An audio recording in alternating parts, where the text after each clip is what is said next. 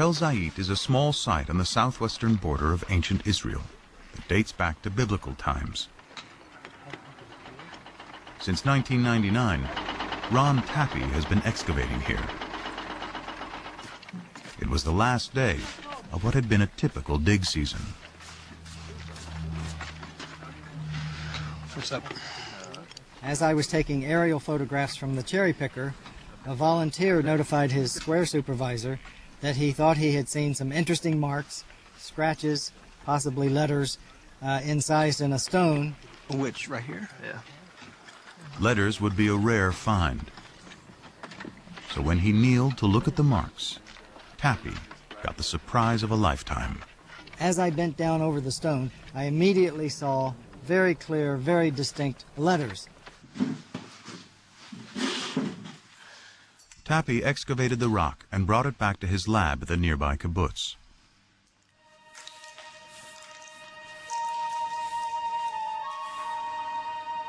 It was only then that he realized he had more than a simple inscription. Olive, Beit, Gimel, Dalet.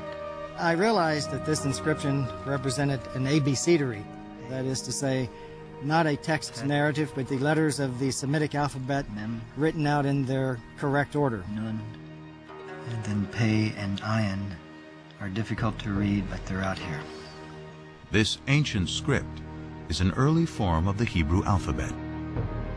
What was found was not a random scratching of 2 or 3 letters. It was the full alphabet. Everything about it says that this is the ancestor of the Hebrew script.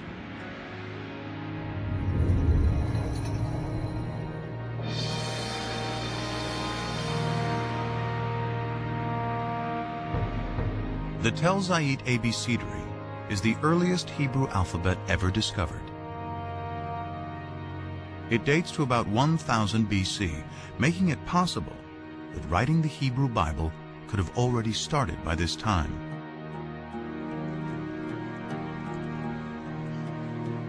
To discover the most ancient text in the Bible, scholars examine the Hebrew spelling, grammar, and vocabulary.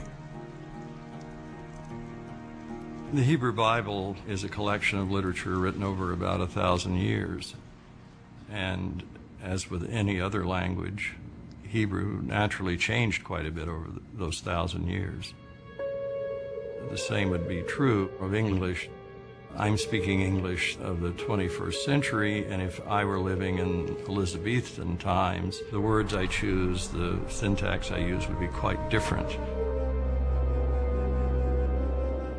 Scholars examine the Bible in its original Hebrew in search of the most archaic language, and therefore the oldest passages. They find it in Exodus, the second book of the Bible.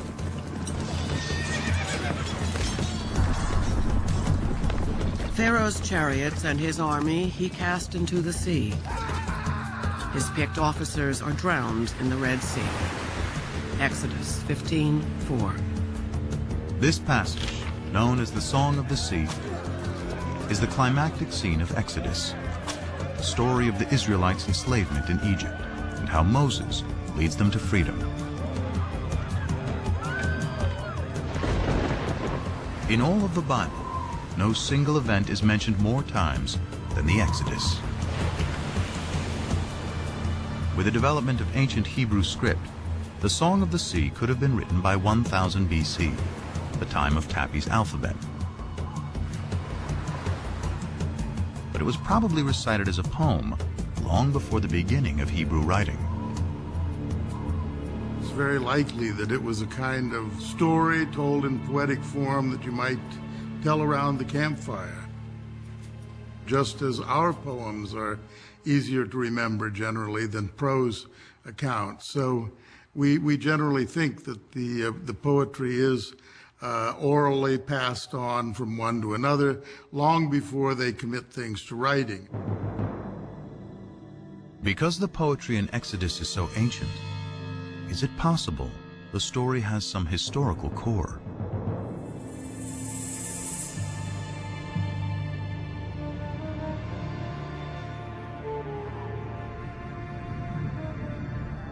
Here in the eastern Nile Delta of Egypt, in a surreal landscape of fallen monuments and tumbled masonry, archaeologists have uncovered a lost city.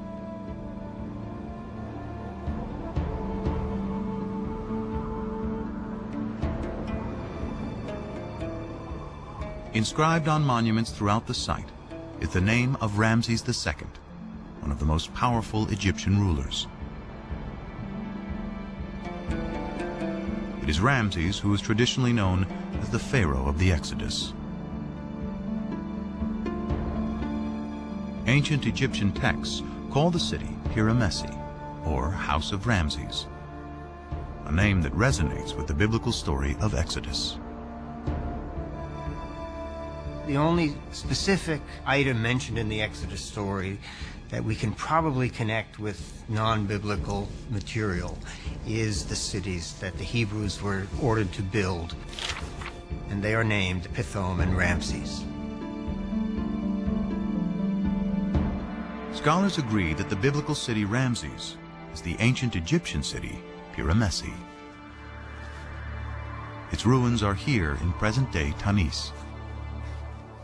Most of the Egyptologists identified Piramesi, the Ramses town, with Tanis, because here you have an abundance of Ramesside monuments.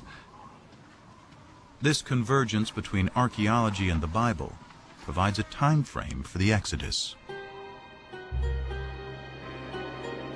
It could not have happened before Ramses became king around 1275 BC.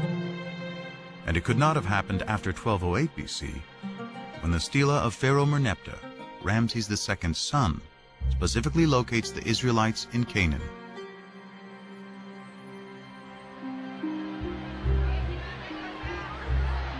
The Bible says the Israelites leave Egypt in a mass migration, 600,000 men and their families,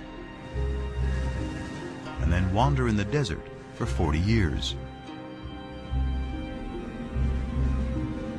But even assuming the Bible is exaggerating, in 100 years of searching, archaeologists have not yet found evidence of migration that can be linked to the Exodus. No excavated site gives us any information about the route of the wandering through the wilderness.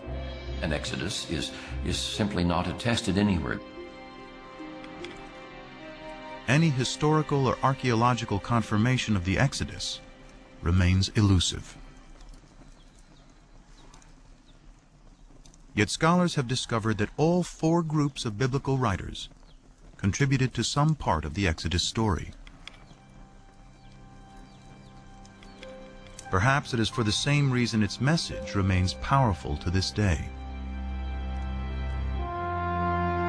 Its inspiring theme of freedom. Freedom is a compelling notion. And that is one of the ways that we can understand the story of the Exodus, from being controlled by others to controlling oneself. The idea of a change from domination to autonomy. That these are very powerful ideas that resonate in the human spirit. And the Exodus gives narrative reality to those ideas.